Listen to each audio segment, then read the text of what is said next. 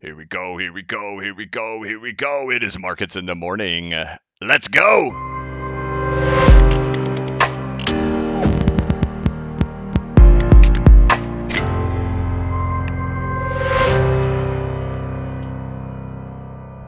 Hey, what's going on, everybody? This is the blockchain backer bringing you the latest cryptocurrency news and analysis.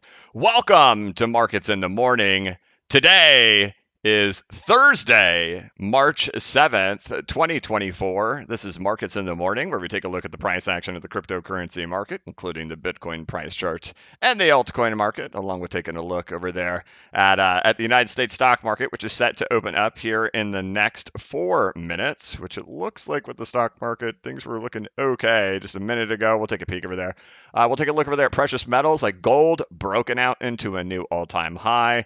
And then we'll take a peek over there at the DXY and any type of financial news or any type of crypto news going on out there. First of all, if my audio sounds a little bit different today, and the screens may be different, the stream is actually going to be a little bit shorter than usual today because I'm trying out my laptop. I had to kind of brush this thing off.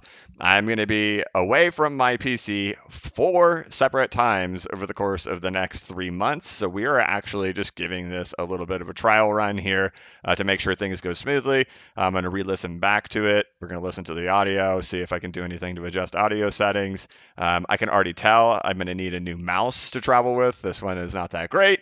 And just kind of feeling it out to see how things end up going. So the last time I actually did a stream from the laptop was the barbecue stream. For those who were here back then, where we barbecued and looked at, what was it called? I can't remember it. Girls and charts or something like that. I don't know. So yeah, if this audio, like this audio we're listening to right now, if you want to know, you want to build a whole YouTube channel, I'm on a $60 headset. First 500, 700 videos on my YouTube channel were built made with this thing. You don't need all the fancy bells and whistles out there to get things going. This is exactly what I used to start it out. So I'm just going back to the old stuff. So, okay. Let's go ahead and dive on into the market and take a look at what's going on. Bitcoin's at 67,293 as we get the day kicked off. We've got green over here in the altcoin market, a little bit of a mix in there. XRP sitting at 62 cents. You can see total market cap of others. Of course, these altcoin market caps are all going to look the same. It's all been this Wyckoff accumulation schematic. It's all been the sign of strength. The whole recent move has been the escape from the sign of strength into phase E. $1 million question out there, of course, with everyone is, can we get through retracement levels at this point? Things with Bitcoin, of course, I've expressed all the concerns that I have on Bitcoin. Has it gone higher than I anticipated? Absolutely. Does it still have the exact same structures of what like a retracement looks like in here? It actually is identical to what happened in 2019. Definitely didn't expect us to make the mirror image of 2019 and behave exactly like that when it comes to price levels. Sure enough, we did. Even in 2019, we even concluded it with the 5-wave structure in there of euphoria that ended up happening. All these things actually stopped at these same levels, right? Double bouncing in here, double bounce, the whole consolidation in here. The thing that probably threw me off a little bit here is this didn't go down lower. We actually set a lower low in here rather than in 2019. However, we go on and do the 5 waves up in there. The thing that was fascinating, of course, about that exact same time is the environment was really identical to what we have currently right now, in which, we were in a pausing cycle with the Federal Reserve.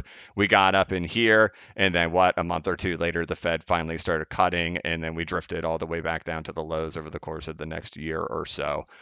So keeping that in mind, that, this is probably this has the exact same structures and percentages are completely identical to what happened for a major retrace. Last one was about a 702 retrace. This is obviously a full retracement. Several exchanges, you did get about 50 cents on top of it. Binance did not actually set a new high, but either way, it's a full retracement happening in here. There's a caution in there because it was the exact same environment, the exact same things that happened in here. We were in the pause, we were there. And then, of course, one of those just glaring things right there is to see gold setting up with a brand new all-time high. So we do have a new high, and that is what it is. We have a new high with gold. Cautions out there, just looking for things to Yeah. Anyway, Dow is up 200 points, even with gold in the new all-time high, reclaiming some of the week that it's had so far this week. Yesterday, it was actually 200 points up when we started the day, but it did actually end up taking it back. Let's take a look at that. Yeah, so we actually were up 200 points at one point yesterday, but we did take it back by the time we got to the closing. Today, a little bit more positive there. We actually have a green candle and opening up higher than where we were at yesterday's close. But gold, of course, that is just the screamer right there. And then, of course, all these exact same things were happening for Bitcoin, the exact same structures in this exact same environment as we had back in 2019. Even the percentages are identical at like 245%.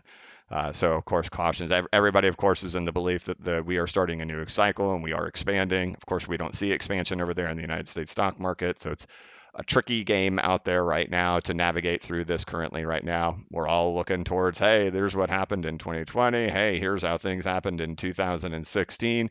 But we know all the economic conditions were different. And what do you know? These economic conditions were exactly the same. And we just did the exact same thing in both of these from the same percentage and the exact same structure, and even finished it with 5 waves happening in there to hit the exact same percentages in here. So I'm definitely, for me, it's been this whole time, it's been about retrace. Did it go higher? Yeah, definitely. Did it now just complete the exact same structure that it had from 2019 and the exact same percentages? Crazy enough, it did. So we'll keep our eyes on it. We'll keep monitoring it, but not going into it. Still over here, I got to keep it with that same mindset of like, look, there's these things that are happening in here. If things clear themselves up, something happens. Like really, the most we could have things change, right? Like things like this, like having gold say, "Just kidding, wrecked," right? Having Dow Jones go, "Ha." F all your bearishness, right? Breaking through right in there. But the one thing that's very difficult to solve is this and that. And there's everybody says, rate cuts, we've got rate cuts coming. Those are bullish. Go check history. There's just no circumstances in the last decade where cutting the rates is, positive for markets. It's indicative of financial turmoil that's actually happening underneath the hood, and markets tend to completely fall apart during the actual cutting cycle, right? We have a hiking cycle, a pause, and then we have a cutting cycle. And when we go into cuts, that's when things typically become terrible. So when everybody says, can you believe it? They haven't even cut yet. It's going to be epic, right? Well, yeah, zero rates tend to be very positive for Bitcoin. And that's true when we go back into previous cycles as well, is that when we're in that type of environment, low rates, this is a quarter, we have tendency to do really well. As a matter of fact, all three of Bitcoin's major bull runs, 2013, 2017, and 2021, are all in 0 to 0.25% rate environments. However, the one time where we went through a hiking cycle with Bitcoin's lifespan was this one, and in the pause soared. And that is what we have done in here. And we've done the exact same thing. So 0% is, yeah, no doubt. Like that's what we should all be saying. Hey, once the rates get to 0%, then we can be like super YOLO. But there's that kind of period that happens before that. So like I was just saying, like, all right, F your bearishness, off goes, the Dow Jones, boom, gold, get absolutely slammed. Even RTY, right? Okay, the Russell 2000, hey, send it with haste, send it off into la la land. Still, the big element sitting there is that the cutting cycle is coming. And a lot of times the Fed starts with, at least last time, 2019 cutting cycle was started with not QE. No, everything is fine. Everything is perfectly good. Don't worry about a thing, but we are going to be cutting rates and giving money to banks, by the way. And that's how it starts. It doesn't start with snap of a finger. It starts with, nope, everything is good. Everything is wonderful. Going around doing their PR announcements that, yeah, things are fine. Don't worry about it. We're just cutting rates because it's fun. And then you find out later it wasn't. But anyway, the thing that we could, like, out of having like the Dow soar or having the Russell break and having gold have a fake breakout and get utterly pummeled here, we would just want to see the Fed continue to pause. If they can just stay paused and remain paused and not cut, then like there's something, right? It's either raising rates or having to keep rates where they are. It was what has been okay for the market. And so that's the element we have. So if that shows up, we've now got like lots of these things, right? You got the Dow hitting the 4.236 extension. You have the worst breadth in history. You have gold breaking out into a new all-time high.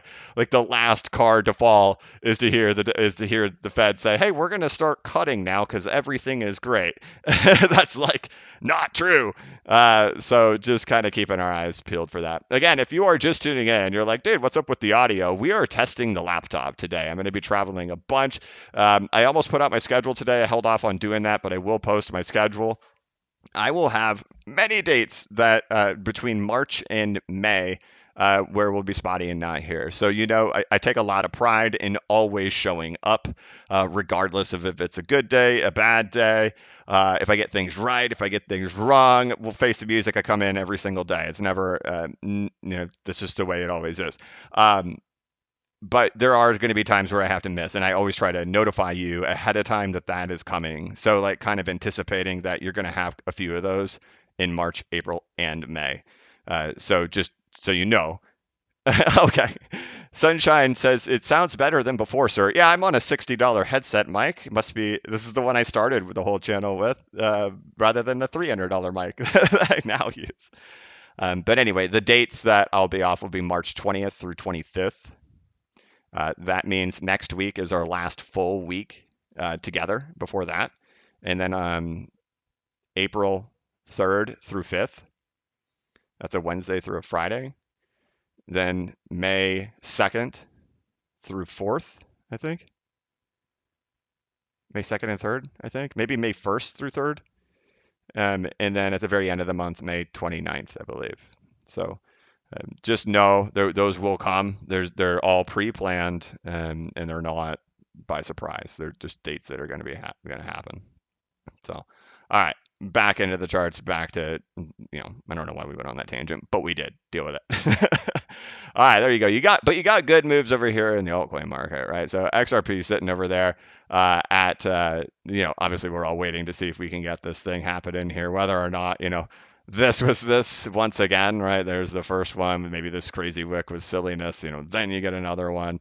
There you go. I saw somebody super chat earlier, but the super chat has disappeared. I was still answer your question.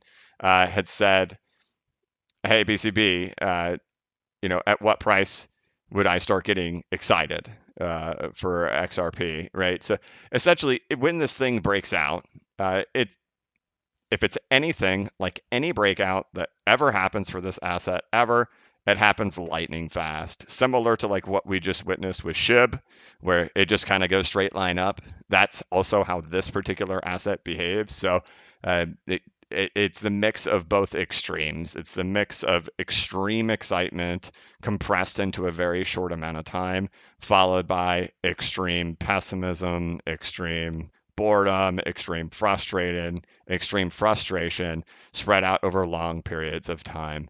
And that is just how the asset behaves. And so, of course, give me a straight line up that'll get me excited. But the thing where I'll think, oh, this might actually truly, really be the actual breakout would be one, kind of waiting for it to creep back up to here. But you would hope once we got through here again, that would be the actual breakout in there, and where I'd watch it with some serious intensity, thinking this could actually be the real breakout. Again, right, we have all the conditions out there throughout the market at this point. The animal spirits are alive. TikTok is alive, saying, "Hey, buy this thing, you'll get rich instantly." That's the animal spirits back, right? And this is the environment that it can thrive in. Man, you can tell this mouse is terrible. Like it keeps double clicking and doing this stuff even when I only single click. New mouse, we'll have to do that. But yeah, so there you go. I think it's an exciting time for the market in general right now. But kind of keeping things in mind. The analogy I've been using a lot lately has been you're at a concert, right? As things were moving up in Bitcoin, I'm like, think of it this way: you're at a concert. The music's rocking. They're playing the last song. It's the confetti is coming down and raining down, but they haven't told us yet that the last song is being played. Right? I still don't think we've gotten that signal that the last song is being played. And then once the last song gets played, they go off stage, the crowd stands around, we all cheer for an encore, and that's typically where we kind of get that final leg happening over there in the altcoin market. So still, I don't see those things prevalent in here right now. And I do know the animal spirits are completely alive in crypto right now. So it's the perfect environment to give XRP the juice to do it. Of course, that I've said it all along. It's really disappointing to people because there's so much time spent talking about conspiracies. But this is the element. These are the environments that cause the price to rise, not the conspiracies, not the flippings of the switches or the plans within plans, secrets upon secrets. It's this type of environment that can get the price to actually end up getting going, where we have a lot of excitement, a lot of money, and a lot of profits for people to slosh around in the market and chase other things. So we're there, just waiting for it to have its turn. Yeah, all right, moving along. Again, we're trying the laptop today. We're trying to see how this thing can go as I get ready to travel. All right, there you go. Stock market, how are you doing today? There we go. Dow up 203, Russell up 23, Nasdaq up 149, S&P up 34. So good day over there in the stock market. But of course, the concern out there is you got those precious metals at all time. You got that the golden all-time high. So keeping a very oh boy, this mouse. Okay, keeping a close eye on it. All right, we'll move over there and we'll talk about financial news now. NYCB says it lost 7% of deposits in the past month and slashes its dividend to 1 cent. Why private equity has been involved in every recent bank deal. Stock futures tick higher after major averages claw back some of this week's losses.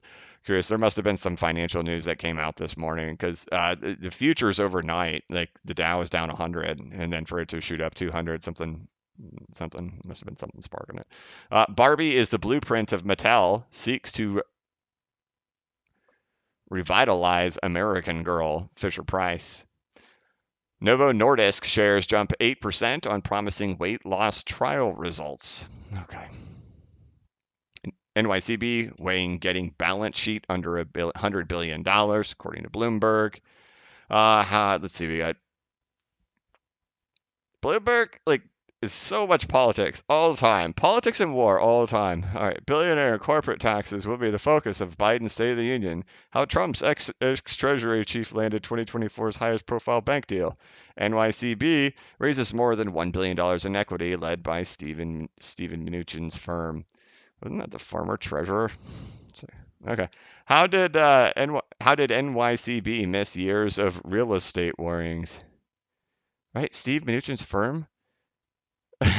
Wait, what? Is that weird?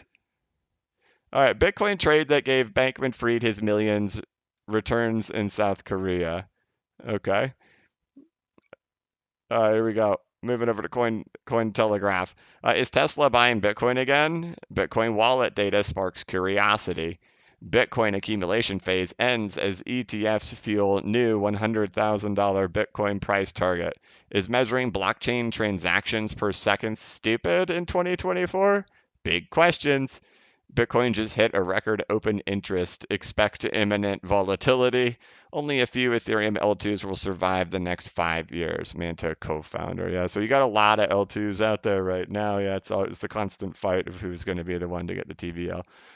All right, Fetch AI announces GPU rewards for token holders after 100 million infrastructure investment. Facebook, Instagram go down on Super Tuesday. Take Meta stock price with them. Anybody find that weird that happened the exact moment Bitcoin hit its top? All right. SEC claims Binance US unwilling to give info, request court intervenes, and Bitcoin price hits new all-time high. There you go. Bitcoin back to 67.2. XRP 62. Where's Ethereum? Ethereum 38.13. Solana, the big one of the day, up there, 11%, followed by Mana, New Economy Movement, AVAX, HBAR, Algo, SUI, BAT, BNB. So there you have it. That's how your day is starting. Not bad. Yesterday was killer. If you didn't see, you had a lot of altcoins out there getting 15, 20, 30. I think Near Protocol was up 35% yesterday. I don't know how it finished at the day out. But it was you're seeing the constant ones, or constant like kind of rotational plays within the market where one goes and another goes and one goes and another goes. So exciting time for sure. And if you're holding a bag, just kind of waiting on yours to get its opportunity to then run over to Twitter and say, "Oh my gosh, I'm winning," as everybody does. All right. There we go. Hopping on into the chat, 20 minutes in. I actually didn't even think we would make it that long here as I am using my laptop and giving this thing a trial run.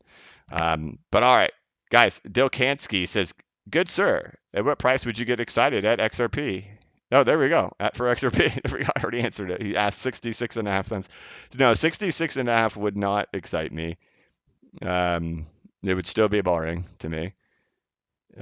Because we'd still just be, oh wait, okay, yeah, 66.5. Nah, I mean, that's just back up there. I mean, right, if we got back up here, I'd be sitting here thinking, okay, can we flag? If we can flag in the area and just stay tight up in there, that would mean that we're just like pressing up against it, right? So if you got here, I mean, we'd be talking about it and saying, hey, look, are we flagging? Which means we're trying to break through. But there's something holding it down, and then to get through there should be a breakout. So I'd hope, if we got there, that's probably what we'd be talking about. But it wouldn't like get me hooting and hollering. You know what I mean?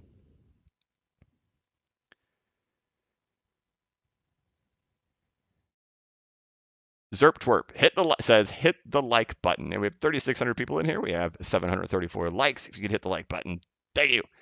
S. Zokia, nothing to say really, but thanks for everything and keep it up. Also, press the like button, everybody. Thank you, S. Zokia or Zokia. I don't know how to do that. Pat gifted 10. Gifted 10. Thank you very much.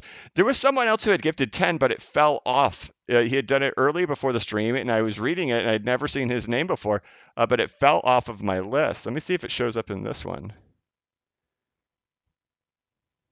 It doesn't.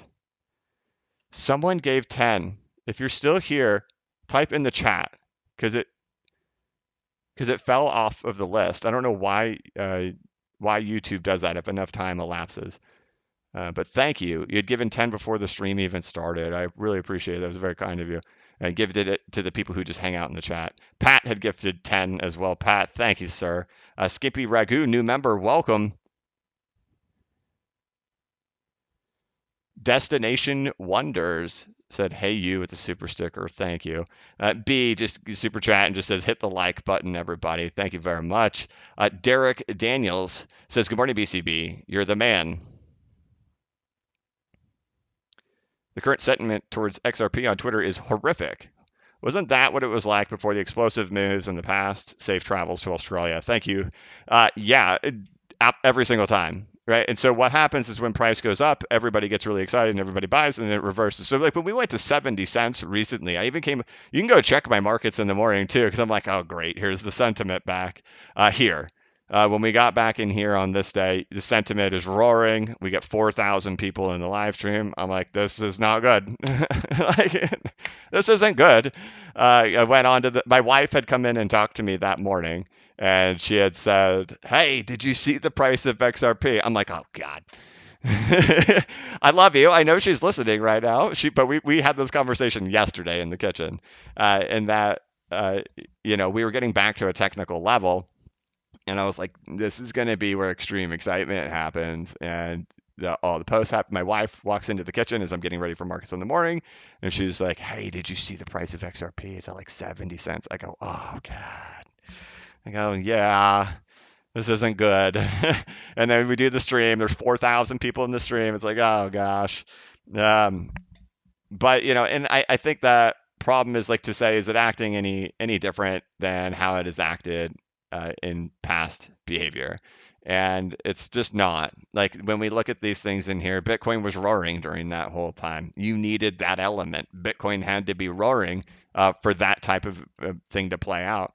The 2017 bull run for XRP, the story was the exact same. Like Bitcoin went all the way back to its all-time high. It's not anything different than what you are seeing. I mean, you can look at here.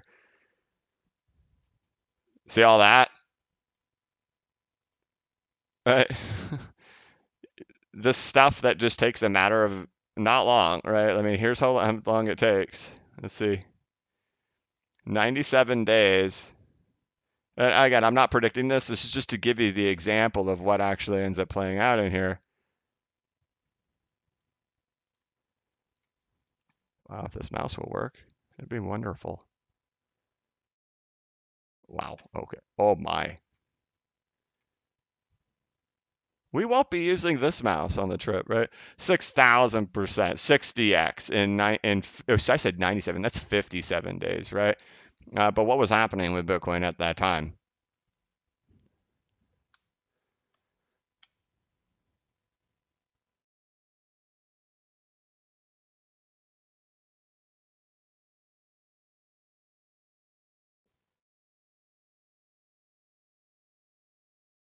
Where it is. Go through the whole thing. There it is. Look where you are. So, do you think your situation that you're in right now is unique to any other situation that has happened that actually led to bigger moves? No, it's not any different. How about this one? Look where Bitcoin has gone from. It has gone from $2,000 all the way up to a whopping $16,000. So, what is that? An 8x? XRP is down 50%, right? But that environment led to explosive moves happening in here, right? Where money rotates, everything goes, and then it fires off into here. So I get it. I understand it. I mean, your emotions are valid. I won't tell anybody their emotions aren't valid, but I also won't say it isn't.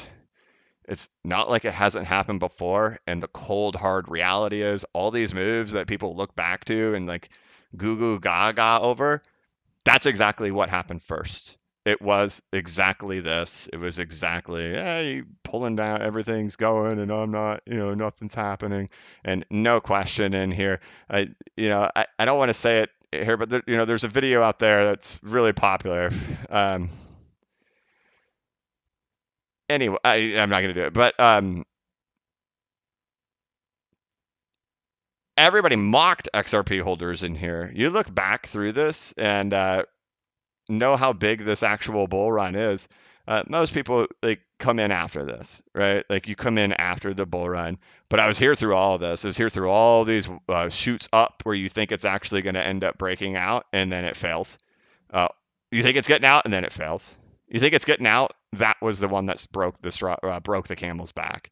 And I have talked about that many times. That this was the one that broke the camel's back because you thought, oh my gosh, this is definitely going to be it. Finally, because Bitcoin's already at $16,000, Ethereum's already into new all-time highs, Litecoin's already into new all-time highs. Everybody's making money, and then you're looking at it like that, and you're just like, this is absurd. This is ridiculous. And again, I know to have diversification in the market, right? Like I'm not a big proponent of Bitcoin, and I do math on it. Like the opportunity in Bitcoin just isn't really there for me. It's why I haven't allocated a tremendous amount in regards to percentages of my portfolio. But I did a lot of research, in 2023 to figure out, what was the secret formula to the altcoins. And it's not really a secret at all, right? Figure out where the developers are, and those tend to have a better probability of going, and just the basket of those higher development coins tends to do better. Of course, I've written all about, and I've brought sentiment on the channel. I've shown you guys developer report from Electric Capital. So yeah, I'm diversified around, but to make sure that I'm not stuck in that situation because it's always possible. And I've owned Bitcoin not because it was worth it to me, but because there was always that risk.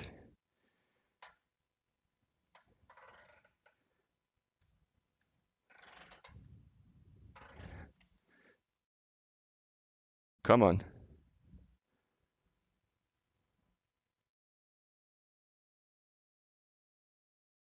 Why is this? Okay, I don't want that. I don't want that.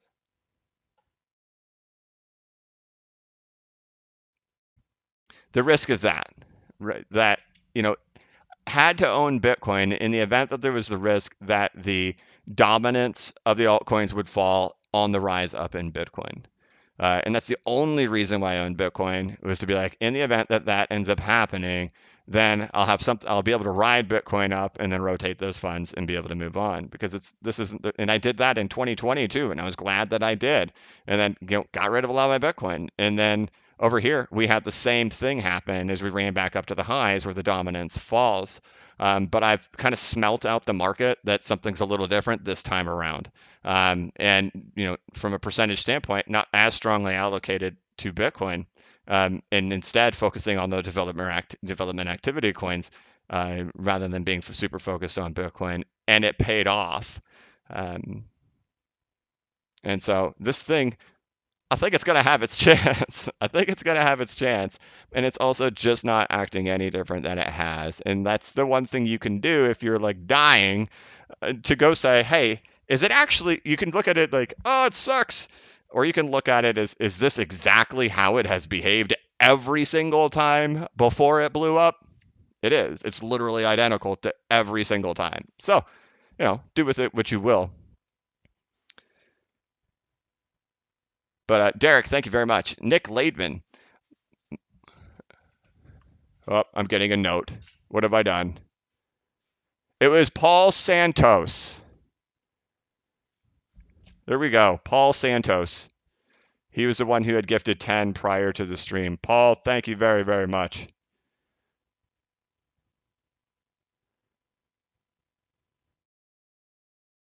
There we go. I'm following up. PTW keeps me on top of stuff. There we go.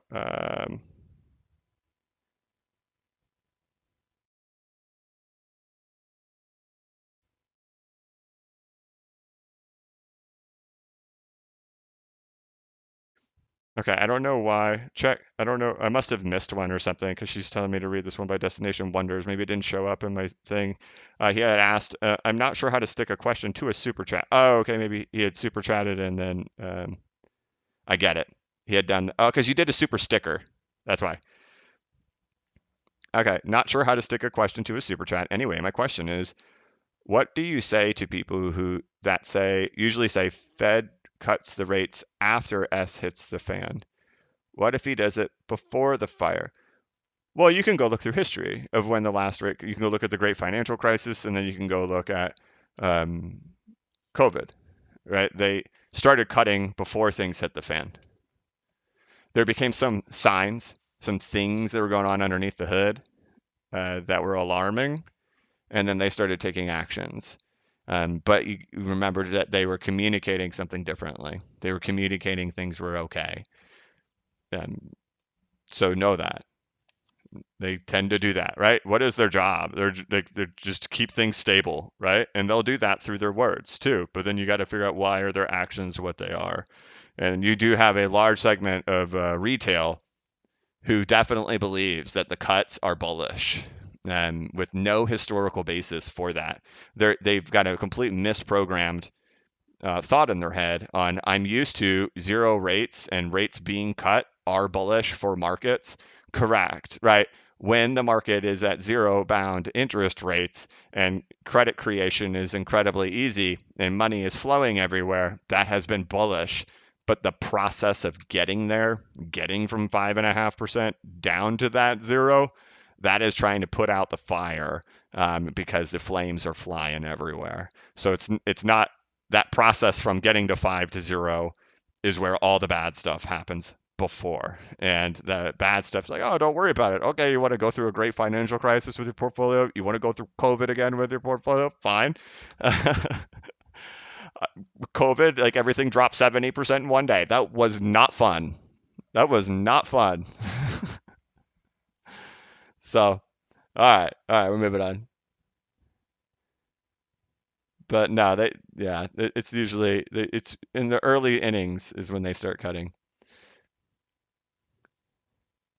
Nick Laban says, mark my words of great and wise BCB. Bitcoin on the hourly is in an upside down head and shoulders. 73 is the local top. The halving is the true top at 88. All right, Nick.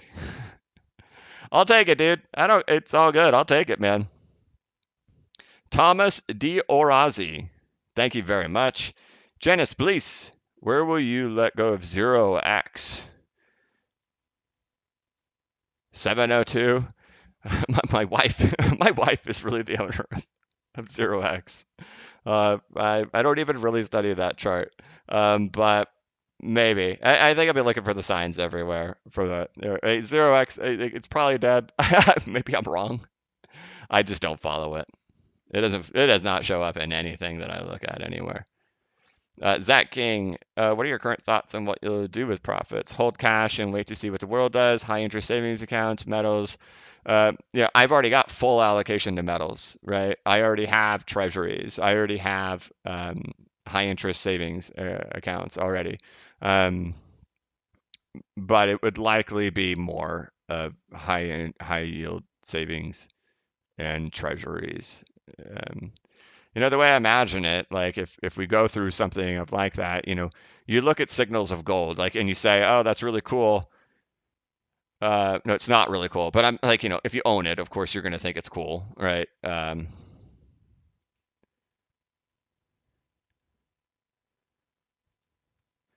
To see the price rising, right? You're like, oh, sweet, I own that. That's great. I own it. But really, gold has historically been more of like a signal here, and that when that happens, it's actually signaling bad things ahead. And eventually, when the market like liquidates, if that's what's coming next over the course of the next year or so, a year or two for the United States stock market, when the liquidation event actually happens, gold also gets impacted during that. And you can see that over here during the great financial crisis as well. Right, gold breaks from its all-time high in here. Right, we'll throw things on here, throw on the Fed funds rate. Right, it's in a pausing period right in here. Right, gold finally breaks out in here. What is the Dow Jones Industrial Average doing in here? Same thing that we've been doing over there currently right now, right? Where we're just crawling stuff up here near the 4.236 extension. Gold breaks, Fed starts cutting, markets start going into turmoil, right? So people say, oh, the cutting cycle is great. No, it's really bad. It means there's really big problems. It's not until we get to zero and we hang out there for a while at zero that markets recover. But that cutting, that's because things are hitting the fan big time. Things are really bad. Um, but so like when you look at gold in here, what ends up happening?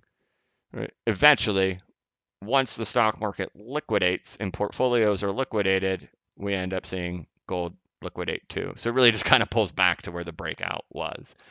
In the situation was here true also over there during COVID, right? We get the breakout, but then once the actual liquidation of the market sets in, gold gets liquidated at the exact same time as well. So is it marching in a bull? Yep. Am I buying any more gold at this point? No, I've been accumulating it for a long time. What I have now is what I have now. I've had stacking goals for a long time. I'm in them. Good luck to that. Uh, I've a fully entered position, right? You know, my precious metal stack is about about a third of the size of my crypto portfolio because we've had a really big rise, lately in crypto. Um, but yeah, anyway, cash, cash is king, right? So definitely cash. And that, I think to myself, are there going to be opportunities, right? And if there's missed opportunities, there's missed opportunities. There's always another opportunity. But one thing I didn't get to do during the Great Financial Crisis, because I was, in my early mid 20s at that time, um, I bought a house in 2007, right? Young, right? Bought a house in 2007, fresh out of college, and didn't get to take any advantage in the opportunity of the big crash that came in the market and the opportunities that were present everywhere. I paid a really good deal for the house that I got, but during the great financial crisis, the house across the street from me was almost double the square footage of mine and sold for $15,000 less than what I paid for mine in the great financial crisis. And instead of me being, and like all these people buying these houses in 2011, 2012, they're all just loving life, man. Like 2% interest rates, ridiculously cheap houses. It's like, dang, that was tough. And meanwhile, you're just trying to stay afloat at this point. So, you know, nothing wrong with having some cash available. And like, man, this big run up in here, man, Yeah, we all get caught in a lot of stuff that you have to have all-time highs in order to take anything. There's nothing wrong with taking some stuff off the table, man.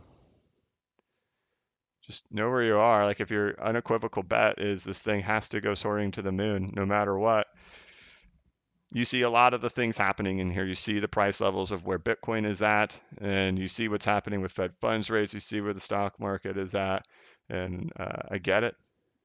I get it. You want to hold on to the, miracle, but there's nothing wrong with chipping away, right? Like even like sometimes like psychologically, it's too hard to do anything cat big, right? What's the harm of like taking 3%? Being like, dude, all right, let me just take like 3%. Right? I won't even notice it if I take 3% out. Heck, it's up 150% in the last like 3 months. What if I take 3% today? And what if next week I take 3%? And the week after that I take 5? I don't know. You do you. I'm not a financial advisor, but if you're up, right? Okay. But really, it's more treasuries and high yield savings is just kind of where I need this market to prove to me more. It's a little scary if you can't hear it in my voice out there.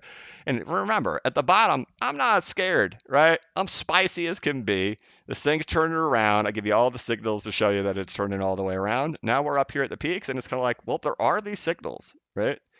And people don't want to hear them. They think, oh, you're a nasty, evil bear because you're pointing that out. It's like, no, I'm showing you the signals. And these are the things that were happening last when we were at the bottom. You guys were fine with it. Or not a lot of them. A lot of them like, you're wrong, 12K. All right. Anyway, do whatever you want. All right. Well, thank you, Zach. I wasn't telling you to do whatever you want, but cash position is nice. The problem is we're like when I remember I said people aren't special yesterday in the stream.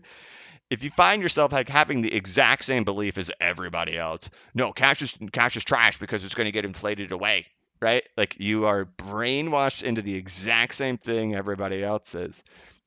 It inflates, but like not at the level that you think. Like when Bitcoin rises 300% in a year, is that keeping up with inflation? No, it literally has nothing to do with inflation. If Bitcoin was going to be a hedge against inflation, it would rise at the rate of inflation.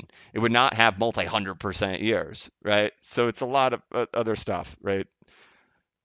Inflation was insane in 2022. Bitcoin crashed. It went the opposite way of inflation, right? We build all these different narratives. So, yeah. All right. William, hey BCB. William Frank Music says, hey BCB, I've been listening since March of 2020. You've taught me so much about markets and the emotional side. Is it just me or right now feel like March of 2021? It's very similar, right? And so we have a lot of similar behaviors happening in there in regards to retail behavior. All the people who are text messaging each other. I personally haven't gotten a whole lot of text messages just because I kind of live in my own world. I don't really hang out or talk with a tremendous amount of people. I keep my circle pretty tight. And the people I do already keep in a tight circle, we occasionally already do talk about crypto. So it would be odd to have someone out of the blue message me. But a lot of you guys are sending me messages being like, hey, look at this text I got. Hey, look at this text I got. And then I'm seeing all of you other guys posting it over there on Twitter. Obviously, the people are kind of pouring in right now, right? This is not like what happened at the November of 2020 when we were trying to break through the all-time high, in December of 2020 when we were trying to break through the all-time high, which, by the way, at that time, for those who don't know, I was very bullish that we would at that time because we had all of our conditions appropriate to be able to do it. But uh, sorry, I lost my train of thought there. I thought I had something. I thought I saw the news on the screen. But yeah, it is a lot more like we are in the excitement, right? The retail crowd is here, the excitement is here, the YOLO longing is here, the meme coins are pumping, all that kind of stuff, right? Um, then that's usually a sign. Like even in my course, right, on bcbacker.com, there's a section in there about meme coins, right?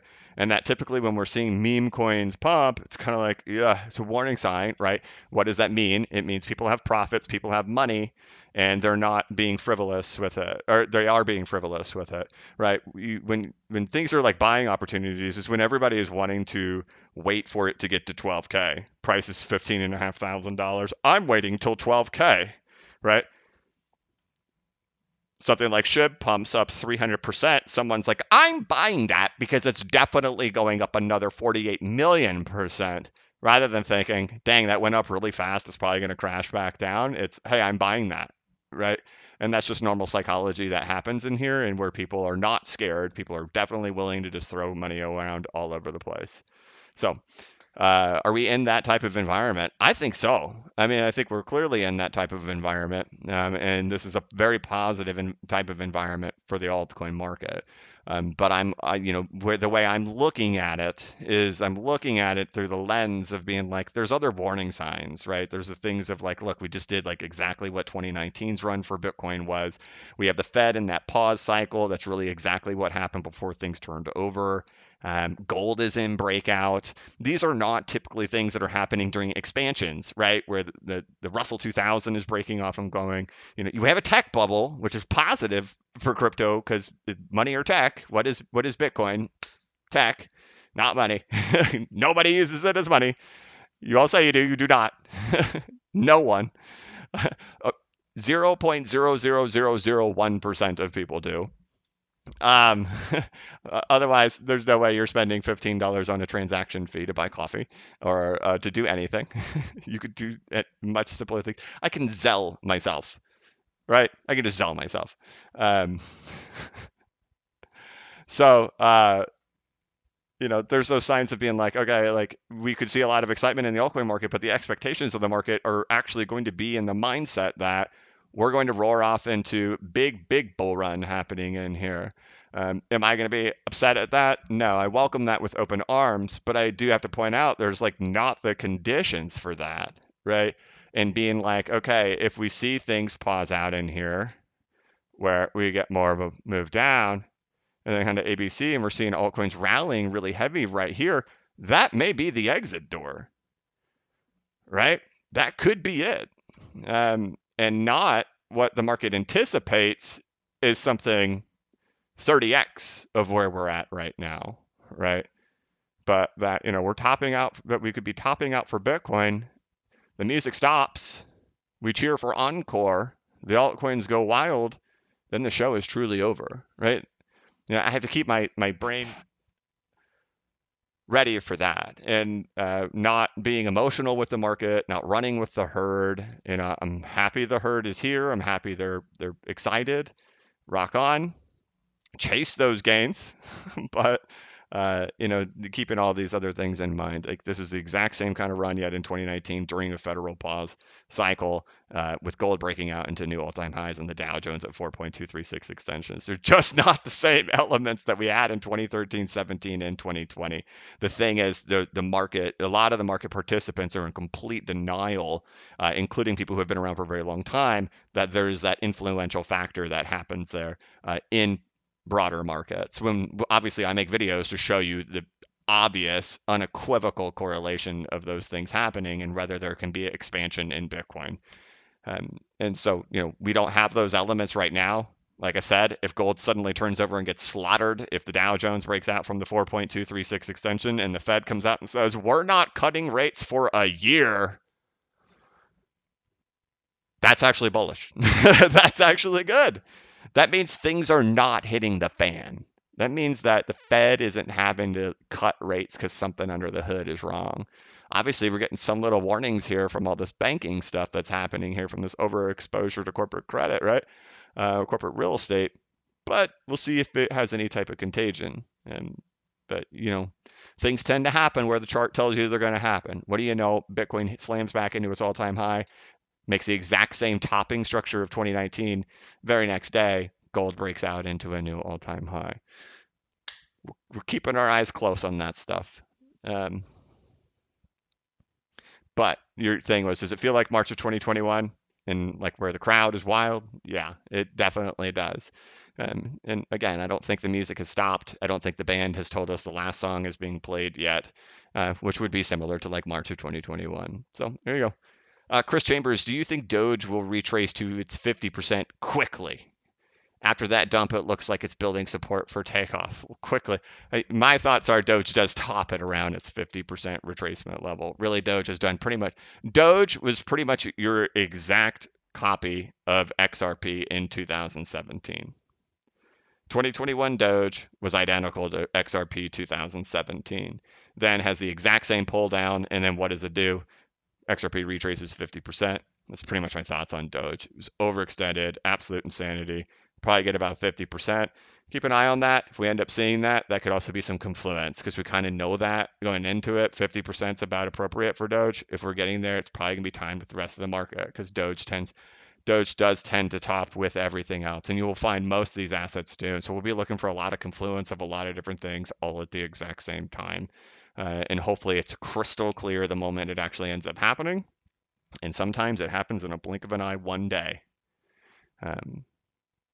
Right. I was looking in 2021, I was looking for the top for a long time, but then there was one day, like even when I was traveling, when I was using this laptop that I'm on right now, and I was traveling around the country, and during all those travels, I was sitting there showing, we're heading into kind of the top of Bitcoin, where it kind of double peaks up here, and then we'll roll over, and that's the end of the game for Bitcoin. I don't remember where I was going with that. I don't know why I went on the thoughts of my travels. So yeah, anywho, I think 50% is probably appropriate. But okay, I remember what I was saying. So like looking for that moment where like there's that confluence thing, right? So I was looking for all that stuff. But by the time I got home and I was in my kitchen one day, I've already seen all of the stuff that just like lures in retail, like with Elon Musk and Tesla and everything like that. And um, it was the day Tim Cook, the CEO of Apple, went on TV. Like right now, I'm telling you, like I've been in markets long enough to watch the retail crowd and how they act. Like uh, in 2021, it was Apple and Tesla. Those were the golden babies of retail. Apple's not so much. Tesla, they still want to love it, but they're struggling with it, right? But right now, it's AI, Nvidia, right? Like just completely eating it alive, right? Soaking it up, living in it, breathing in it. That this is the next thing, right? Um, but the confluence at that moment was when it was Apple, when it was Tim Cook on TV, because I was like, we now just had the second person that is retail investors idol. First one being Elon Musk, the second one being Tim Cook. And when Tim Cook went on at the peak of the market on November 10th onto CNBC and said, I think everybody should have Bitcoin and Ethereum in their portfolio, that was it. I was already looking for the top. I knew we were supposed to be there. And then that happened. And I knew that was it. And it's similar stuff for like during the FTX collapse, right? When things are so bad at the bottom, you know it's the bottom because retail has now been told not to buy. And that sounds weird that you have to approach markets from that standpoint to think of it like that, but that's just how it goes. You are not welcome to win if you don't know that. You are not here to win. You are here to be exit and entry liquidity. And there's a big sophisticated game that gets played. And I think even now in this day and age, I don't have any evidence of it, but it would make perfect sense to me that if within social media norms, within content creator norms, that there are plants. There are people that build content that are probably hired by some company. They've got big audiences, and their job is not actually to help you win. The job is to wrong foot you, but they're very trusted in the space. I do believe that exists. Hi, I'm Blockchain Backer. I have a tinfoil hat on. Okay. Your question was quickly, though, and I don't know quickly. I don't like when people ask quickly. Oh, I'm way too far behind. All right, I'm going to answer questions a lot more quickly because I have 7 minutes till I hit an hour, and I don't want to spend the whole time here. And I'm a half an hour behind on this stuff.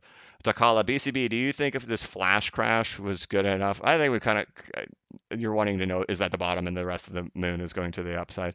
I doubt it. I think it's going to hold for a while, but I doubt it for Bitcoin. Mark Thomas, it's been a while since I heard you say double tap, bull flag, breakout, back test. Where did you apply new all-time high in this Bitcoin on 1 hour possible? Where did you apply new all-time high in this Bitcoin on 1 hour possible? I'm not sure what your question is, Mark. Uh, like I understand what a double tap bull flag breakout backtest is, but I don't understand why you're saying it's been a while since I've heard you say it. Where do you apply new all-time high in this Bitcoin on the 1 hour possible? Are you trying to find that within the 1 hour? Because that's not the context of the context of it, it is, in an uptrend. Like right now, it's still in retracement. Code 9 gifted one BCB membership. Thank you. But thank you, Mark. Code 9 gifted one. Thank you very much. Jonas, sorry, guys, and I'm going to have to go through these a little bit faster. It's nothing personal. I'm very appreciative of you. I also I'm trying this laptop up, but I have no idea how terrible this is going. Right? I did the live stream and stuff and this mic and what this sounds like. Jonathan Nessia. Hey BCB, what do you think of the chances to get another liquidation happen at Bitcoin range highs or lows? I don't know if it'll be liquidation. Uh, you know, I think the thing that's going to trick people is it may be really slow. It may be a really slow rollover.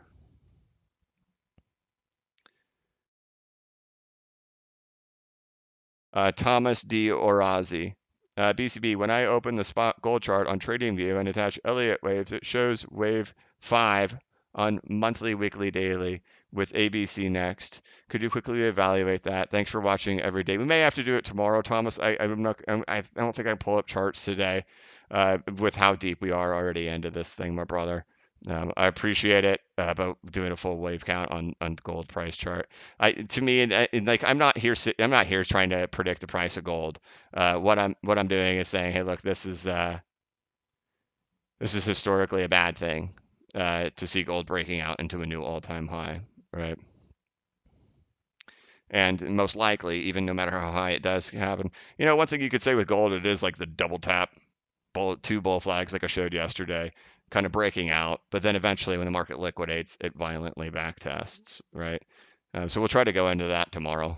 Angela Rentschler, will you let us know when the last song is being played? Thanks for you'll know when the last song is being played when everybody's panicking.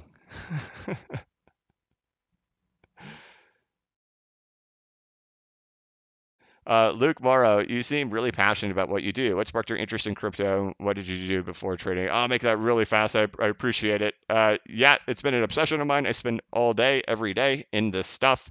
Um, like I said, I used to, in the past, I've owned companies before, started businesses before. They take 100-hour work weeks. You get paid literally nothing. It's very stressful. Then eventually you get paid, all the fruits of your labor pay off, and you actually don't really have to work very much at all.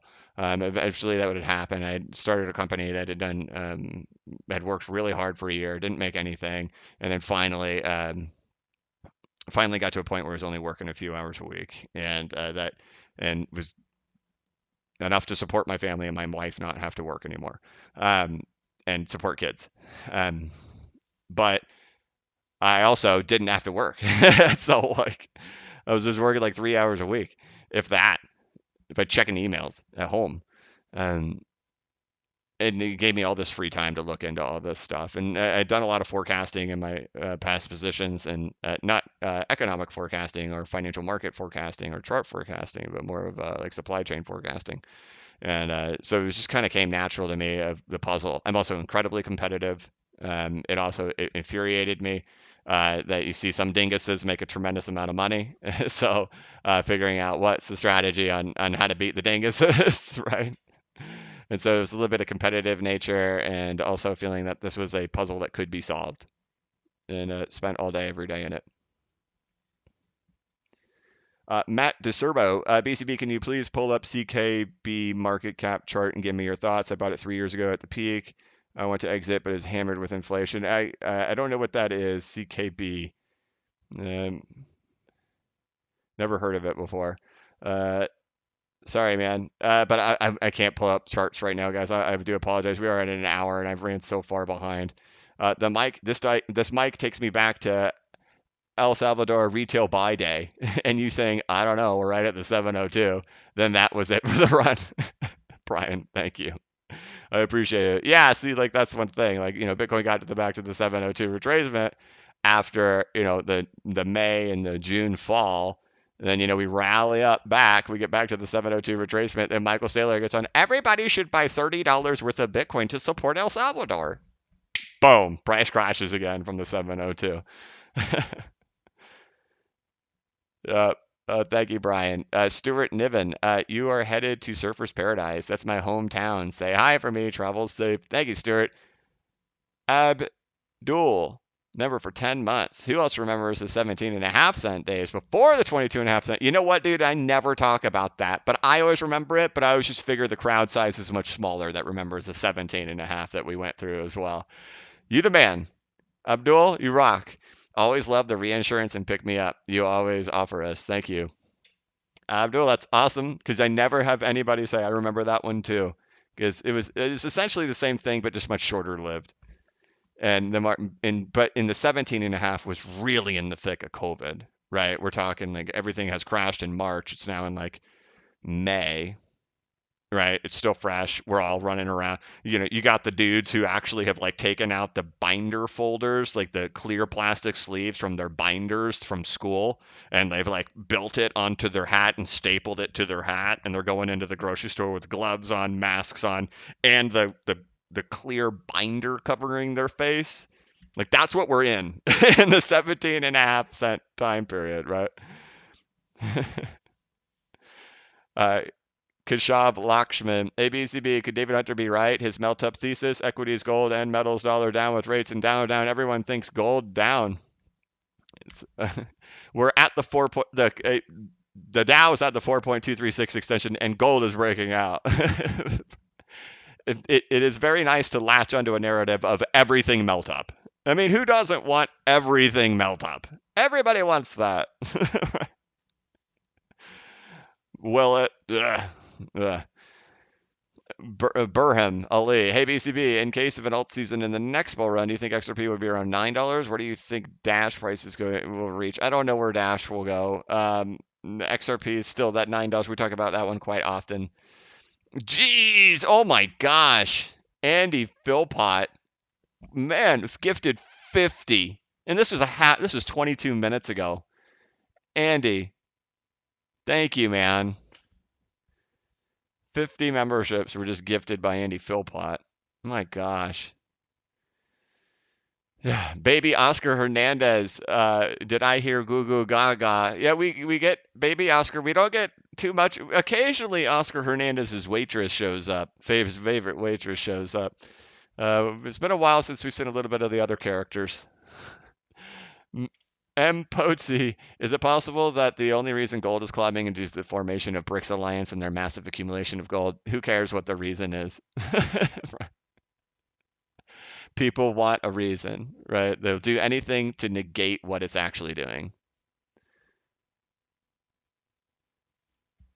It doesn't matter what the narrative is, and Putsy, like if you watch coin shop videos, so I watch a lot of stuff online too, and retail is selling their gold like crazy.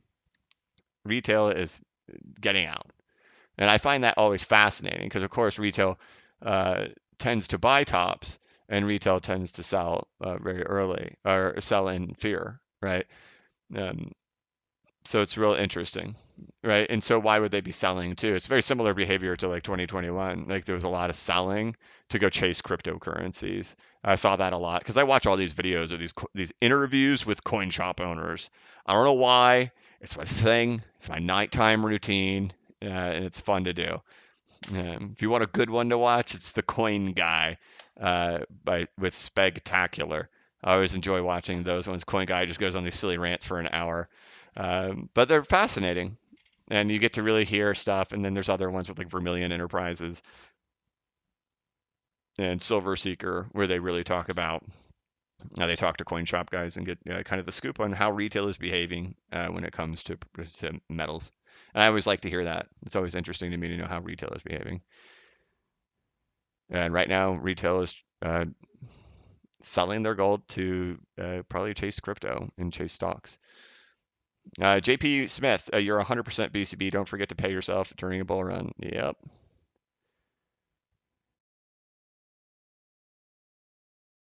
Big D says Bitcoin Cash looks like XRP before it broke out of $3. Before it broke out to 3. Okay. Thank you, Big D, and thank you, JP Smith. Kevin Smith says Cliff Notes for those late. BCB says he has a tight circle and he sells himself. What did I say? I sell myself. Question is your 3K Bitcoin bear market theory still intact after all-time high? Right. Well, like we just talked about, this is still a retrace. I'm fully committed to it that this was an epic retrace, right? And it slammed the all-time high, and various exchanges had 50 seconds above an all-time high to liquidate holds up there. The price action is incredibly mimicking that of what is a retracement still, right? Everybody is going to use the 2016 and 2020 model because their biases want that, and I understand that. That's fine. But it's literally percentage-wise, structurally, the identical thing as a retrace. This just wasn't a 702 or 786. It's a full freaking retrace. But the percentages are identical and the structures were identical. So lower, yeah, I would think you probably have reduced the odds of 3K. But could you go back down to the lows all over again? Right? You could. You could go all the way back down.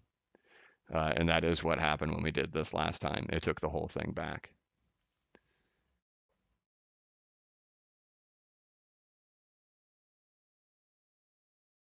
All right, Scorpio.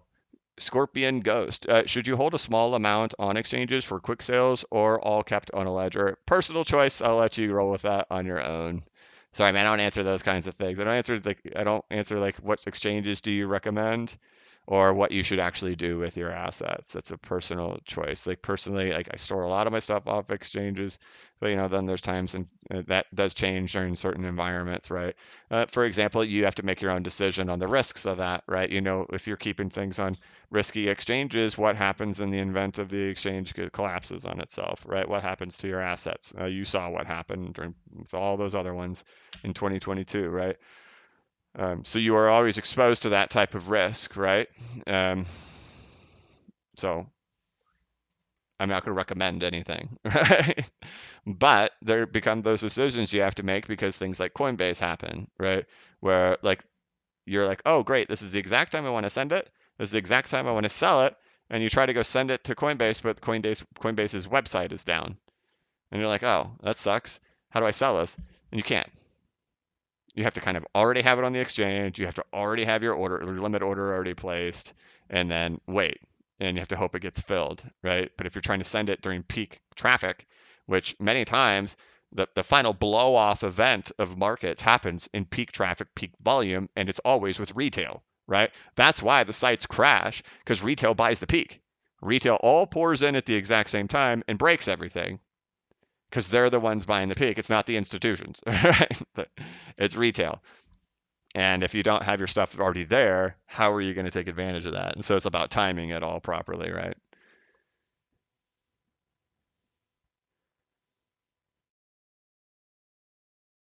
I exited the market in January of 21 because everyone in the media talking about it, and I thought that was it. But the explosive moves were yet to happen. I feel like there's much less retail now than in January of 2021.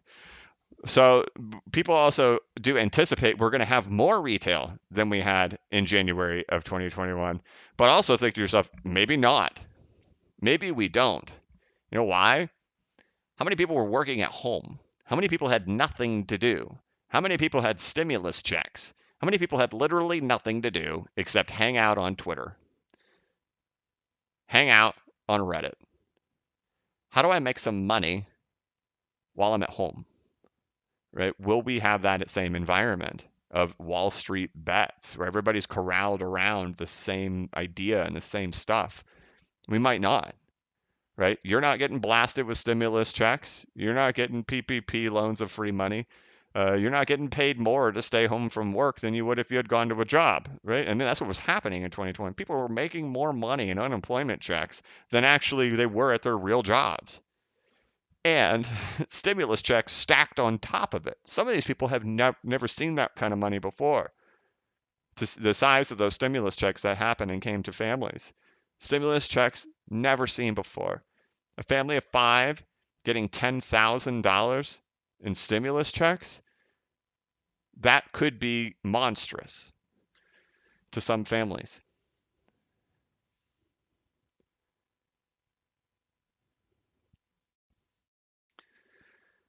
But I don't know. I mean, right? Like, and how do you measure it? Do you have, and I like, for example, like retail, right? Do I see people? Do I have a lot of people watching the channel? We have a lot of people watching the channel, right? There's a lot of people here pouring in, watching the channel constantly, right? So the numbers are way up. Um, but where is that measurement of saying, yeah, that's it? I don't really know. Joshua Ricotta says, sound really good. Thumbs up. Oh, cool. Dr. Ty, only the real OGs remember Bitconnect. White Moon. Yeah. We haven't had a good Bitconnect in a while. No, so it's like Bitconnect is kind of similar to like Node Life, right? The 2022 Node Life. What was funny about Node Life when it happened, right? And everybody's like putting their money into these master nodes and stuff back in 2022 is it was the exact same story of what we had in 2021 or in 2018. It's like the repeat. Like, the market top comes in and then everybody's trying to do nodes. Like they know they're just sitting on their hands at this point. I'm never selling, so I'll just put my stuff into master nodes. And that's exactly what happened in 2022. Anyway, BitConnect, it's the same old stuff. Hey, put this much money in and you'll get this much money back. Put it in for this long, you get this much money back. And the pyramid keeps building until the whole thing collapses on itself. And BitConnect did. Uh, Jonas Fugalis, it was strange for Meta to break down at the Bitcoin all-time high. Yeah, and strange for gold to break out at the Bitcoin high. JMG, could you take a look at Cosmos chart, please? It looks just like everything else. I'm not gonna pull it up right now, man, because we've been going for over an hour. Um, but it looks just like everything else. And yesterday had a good move. What was it? 15% yesterday. Denzel Menengu, can I ask for your HBAR targets? Thank you. Running with the rest of the market consistently. Each individual altcoins. We're not going to do altcoins today. Um, you could do whatever you want, right? Everybody's got their own thing. If you want to look at market caps, you can look at the 702 market cap, which are close. HBAR has already done a 618 retracement of its entire market cap. Of course, the price is incredibly way lower due to all the massive inflation that it dealt with for a long time. So it has not come close to keeping up with what the market cap is. Which, we'll pull this up and this will be the last one.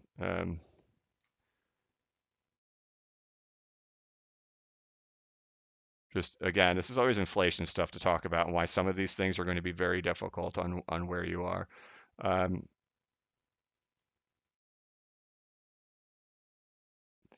HBAR has not even crossed its 236 retracement level yet, whereas its market cap is already at the 618. So to give you an idea of where the price of HBAR should be without inflation, you should actually already be at 45 cents, 43 to 45. So, you're approaching it on HBAR to take your first stab. It's going to be somewhere in the 20-cent area. Is probably going to be where the 702 Fibonacci retracement lies. Right? How much more can you get in here? And this is not to primarily talk about HBAR. This is for everybody, for every asset that you have, because a lot of these have been decimated with inflation, which essentially means what do you have? 17% from the current price to get there.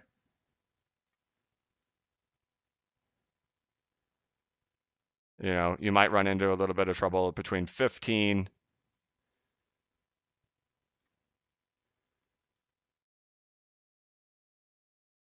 28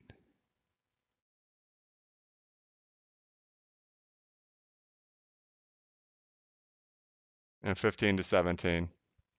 All right, there's obviously this is a zone, right? Like this is the zone where most things have headed back to, but there's big support level, big resistance level that really resides there in that area, right in there, and the market cap's already reaching back to those retracement levels. If the market cap is able to clear through the 618 retracement level, I'll probably open my eyes to talking about it continuing much higher. I'll pull up Cosmos because I feel like a jerk now. Jam it asked for Cosmos, but no more altcoins after this one.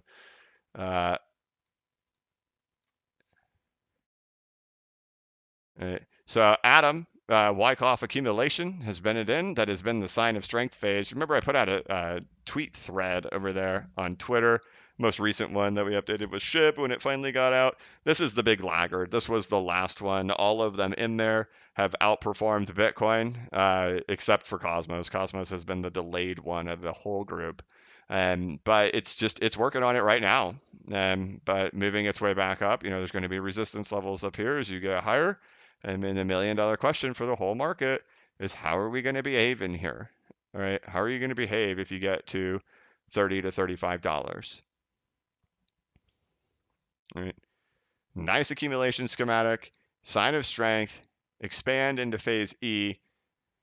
But just because we expand there, we have to see the proof, or just because we mark up and get to the retracement levels, we then have to see the market actually truly expand. Getting back to that level is okay. But then the question comes on the evidence of the expansion happening afterwards. Are your targets, I am Zog, are your targets still $9 to $10 for XRP? We'll give another XRP surge video. If XRP breaks out and goes into a bull run, those are my numbers. That's where I will be 65% out by the time we get there. Ripon Addiction says, can we get a PSA about pig butchering scams? As some may need it. I've seen the horror stories starting to circulate. Okay. Jonathan Neka, what would you consider a good low premiums for both gold and silver coins? Well, premiums are way down right now. You can buy stuff for really low. Essentially, if you're buying silver, like try to avoid the kilo stuff. Try to avoid the 100-ounce stuff. You have to think about it when you sell that stuff back, you have to sell it back to a coin shop or to a dealer. That dealer has customers that they're going to try to sell it to, that they're going to try to make a profit to. You sell somebody a 100-ounce bar, what percentage of the customers that come walking in the door are going to be a potential customer for a 100-ounce bar? Far fewer than people who are potential customers for a 1-ounce, a 1-ounce coin. So I think about that a lot when I'm stacking, that I'm not really going after kilos and 100-ounce, 50-ounce bars, but I'd rather stack 51-ounce items. So that way, when I sell it back, they're like, hey, sweet, I can easily resell this. So I'm interested in buying it off of you. And everywhere I researched, it tends to be the truth. But for 1-ounce rounds, if you can find them anywhere between $1 to $1.50 over spot, it tends to be pretty good. Again, try to avoid the varied condition stuff. Try to avoid stuff that is used or circulated. They call it retail friendly. If you can buy stuff that is brand new, sparkly, hasn't been handled, and it's in mint condition, just tubes of stuff, that tends to be the better stuff to stack. So I don't particularly buy varied condition used rounds and think to myself, silver is silver. Yeah, it is just silver, but I also have to think about what happens when the day I want to sell it. The dealer's going to look at it. He's going to say, can I easily sell it? And I want him to think, yeah, he can easily sell it. And so he gives me more for it when I sell it back to him. But anyway, like $1.50 is probably about the going rate on silver for 1-ounce stuff. Or 5 or 10 ounces okay too. But when you're looking at gold, it depends on what you want. If you want an American gold buffalo, you want an American eagle, you're probably going to pay around 4%, 3%, 4% over spot for gold. But if you just buy simple stuff like bars or generic rounds or maple leafs, Canadian maple leafs, stuff like that, you'd probably be about 2% over spot. Okay, moving on. Ryan J says, stick to the plan, everybody. Buy high and sell low. That is the motto of most. That will be the reality of most. All right, there we go. We got through it. This was a stream on a laptop. So I hope it went well. I hope it went okay. I thank you guys so much for tuning in and being a part of the show today. Again, looking over here, how are we doing today over here in the market? Looks like we still got green. Solana being the leader, followed by HBAR and AVAX, with Mana, BNB, New Economy Movement. Bitcoin sitting at 67.2, XRP at 62.5. Looking over there at the stock market. Looks like the stock market's having a good day. NASDAQ up 225, Dow up 231, Russell up 20. Everything's up about 1%. At the same time, you got gold pressing on to the new all-time highs. No crazy news going on out there except for bank failures. DXY rolling on down 103. Tomorrow might be the first time we do the stream, and maybe we're going to actually change that number to 102. We're close to it. It's at 103.005. Hey, maybe we'll catch it right here live. We'll get a 102 print right here. Otherwise, guys, you could check out Substack over here. I got a bunch of newsletters over here. This is a monthly subscription. You can go back and read all of them that I put out here, whether we're talking about the altcoin market and all those development activity coins, the year ahead, what it looks like heading out into 2024. Things have really just kind of been humming along as expectations would be that the first half of the year would be truly exciting. Still, there's that second half of the year around the corner to come. Looking at user activity levels. There's a lot of like altcoin research that happens in here, and then we kind of flip back and forth to news that's kind of going on or a big macro perspective. So it jumps around quite a bit, but it's whatever I find to be truly important. And you can check that out over here, blockchainbacker.substack.com. You can also check out the course over here on bcbacker.com, which is over 40 videos and over 11 hours of content, deep diving into the historical behavior of the cryptocurrency market, teaching you how to set up your own charts and indicators within TradingView and CoinTrader Pro, talking about Wyckoff accumulation, distribution, Elliott wave theory, teach you really about this historical things and the ebbs and flows of the crypto market, along with a lot of other stuff that I've learned along the way, including talking about that development activity stuff. You can check that out over here on bcbacker.com. You can check out blockchainbacker.substack.com. There are links in the descriptions of this live stream to both of these. Otherwise, have an absolutely wonderful day. That's going to be it for this one, guys. Eric Martinson gifted one. Thank you very much. I want to thank you all so much for watching. If you could, please like this live stream and give it a thumbs up. If you are new to the channel, please subscribe and hit the notification bell so you could be notified of when I create new content and when I go live. As always, this is not investment advice and I am not a financial advisor, but if you ever need a pick-me-up or a little bit of reassurance, just remember that the blockchain backers got your back. Have a good one.